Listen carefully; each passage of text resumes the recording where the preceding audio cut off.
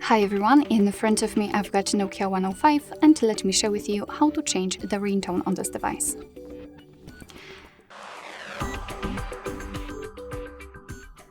So first of all we have to enter the settings. You can do it either by entering the menu and finding it here, or simply tap on Go To or press Go To and here find settings. Then select just by pressing the middle button, and then we have to tap on tone settings. Let's enter the ringing tone, which is at the top. Let's select it, and here we can set different ringtones for both SIM cards. So let's enter for the first, for example, the first one. Let me press it, and basically this is how it works. So after entering, you can check how they sound, and all you have to do that is to highlight the ringtone and then check whether you like it or not. So for example, this one or this one.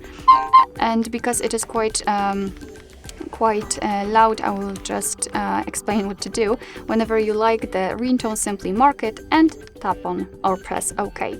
And as you can see, it will be immediately applied. It is notified right here, which means that from now on your device will use the chosen ringtone to notify you about the incoming call.